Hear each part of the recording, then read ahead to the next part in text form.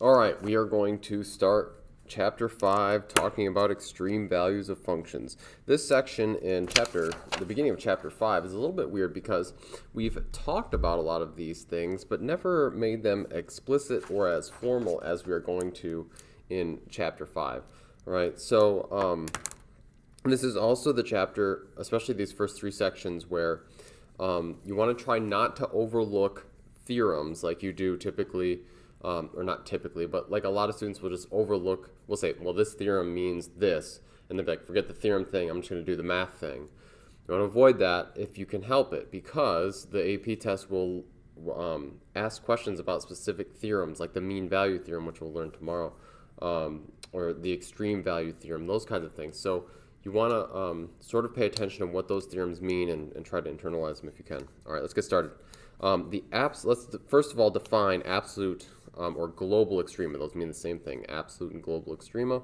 In math speak, we'll just let f be a function with domain D. Then f of c is the absolute maximum value on D if and only if the function value is less than f of c for all x in D. In other words, as long as the function values are always less than whatever your c value, f of c value is, then you must have a maximum. The same thing is true for the minimum, except that the function value has to be greater at all values for x in the domain. Okay, so absolute implies it must be true for the entire domain of the function.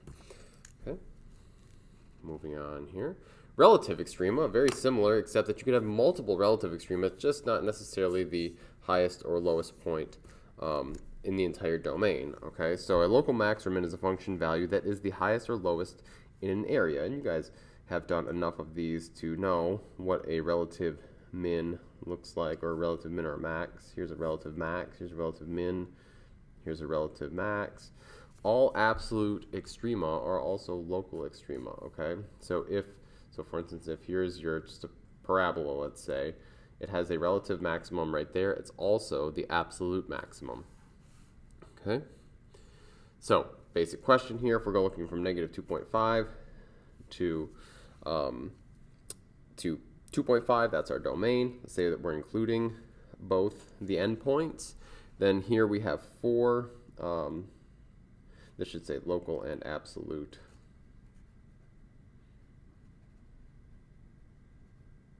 All local and absolute extrema on the closed interval. So there are 4 local extrema or relative extrema, so 4 local extrema.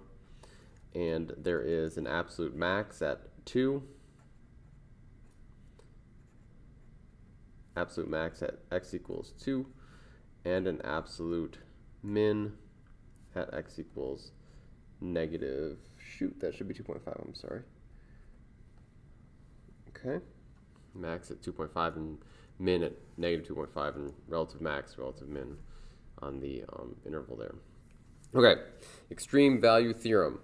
If f is continuous on a closed interval, AB, then f has both a maximum and a minimum value on the interval. So if we're looking at just a closed interval, that means that at some point between a to b, you will have an absolute maximum and an absolute minimum. Okay, so it doesn't matter how I guess here's the challenge to you maybe.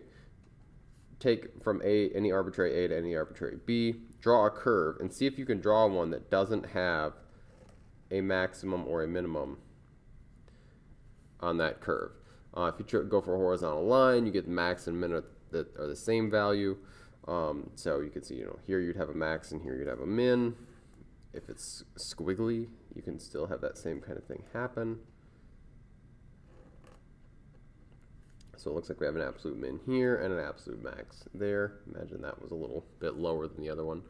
Okay, so that is the extreme value theorem. Extreme meaning the absolute, well, I guess it doesn't have to be absolute, just minimum or maximum value on a closed interval.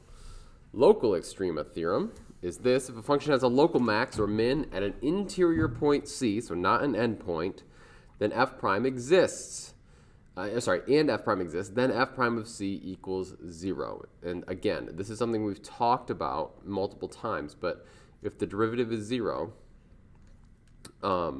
if a function has a local min or a max at let's say some point C, the derivative exists and f prime C must be 0 there at that max or min. So if there's a max or a min and the derivative is 0 there, or sorry, if there's a max or a min, the derivative exists, then the derivative there has to be 0. Okay, so here if we find any extrema analytically, we will find the derivative. Very basic problem here. We know what x squared looks like. The derivative is 2x. And if we set that equal to 0, we get that there might be an extrema at x equals 0. The way we'll kind of confirm this is we will check and we will put 0 on what I call a sine chart, and we're going to check the derivative to the left and to the right where the derivative is 0. So if I plug in 1, f prime of 1, I'm going to get 2. Since the derivative is positive over there, that must mean that the graph is increasing to the right. I'm also going to check a point to the left of 0, so I'll check like -1. And when I do that, I get -2, which implies that the derivative is negative over there, therefore it's decreasing. So if you kind of imagine what was happening, you'd have a minimum there. Now we know what x squared looks like, so we know there's a min at 0, but because of this extra analysis, we can confirm that there's a relative min at, it's going to be at 0, 0. Sorry, there's a lot in that box, okay? But that's one way that we can make sure that if we have a derivative that is 0, that we can check and see whether it's a max or a min, if it's an extrema at all. Okay, so let's find any extrema analytically here. So that means that we are going to find the derivative. And so when this is written like this, we're going to find the derivative, and we're going to set it equal to 0 to see if there are any places on in the domain where the derivative is 0. So let's find f prime of x first. F prime of x is going to be x squared minus 9. I'm going to set x squared minus 9 equal to 0. When you solve this, you get that this is going to occur whenever x is equal to plus or minus 3. All right, so I'm going to build my little sine chart here. Put -3 on the chart, put +3 on the chart, and then we are going to see, we're going to test values in the derivative on these intervals to see where the derivative is positive or negative. So let's check maybe -4. If you plug in -4 right here, you get 16 minus 9, which is 5, so it's positive. If you plug in 0 right here, you get -9, so it's negative there. And if you plug in 4 right here, you're going to get 16 minus 9. Again, it's going to be a positive number. So you get this kind of behavior right there. And so this means that the original function is increasing here, then decreasing, so that must be a maximum. And that the original function is decreasing here and increasing here, so that must be a minimum. So let's take and write down then that there's a relative maximum at x equals -3, and that there is a relative minimum at x equals there's a relative minimum +3, relative maximum at -3.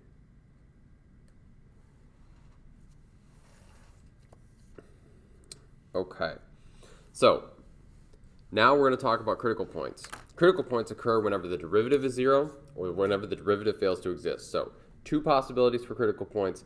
They are critical. They're very important. It's built into the name, or it's baked into the name. Critical points whenever the derivative is 0, fails to exist. You want to sear that right into your brain. Very, very difficult steps for finding critical points. Take the derivative, figure out when it's 0, figure out when it doesn't exist. All right? So let's do an example here where all we're trying to do is find the critical points. First thing we'll do is take the derivative. F prime of x is equal to 30x to the 4th plus 132x cubed minus 90x squared. And we're trying to do this analytically without a calculator, obviously. Okay, so I want to figure out when this is equal to 0. So let's take and well, first of all, it will never not exist, right? Because it's a polynomial that we got for our result here. So we want to know when is 0 equal to this, and I'm going to factor out an x. Well, I'm going to factor to start off with in general. Okay, so I'm going to take it looks like I get a 3x squared out of everything, so I'll take 3x squared out in front. I'll be left with 10x squared plus 44x minus 30. And then I'm going to try and factor. Actually, I should have pulled the 2 out, sorry. So I can take actually 6x squared out in front. And I'll be left with 5x squared plus 22x minus 15. Now I've got a quadratic. I want to factor that. So use your favorite method for factoring quadratic. Whatever method you use, you end up with this, x plus 5, 5x minus 3. Now we finally got it in its factored form, so it's easier to figure out when the derivative is 0. It's going to happen whenever x is 0, -5, or this would be positive 3/5. We'll make that 0. So our critical points, those will be at x equals 0, -5, and 3/5.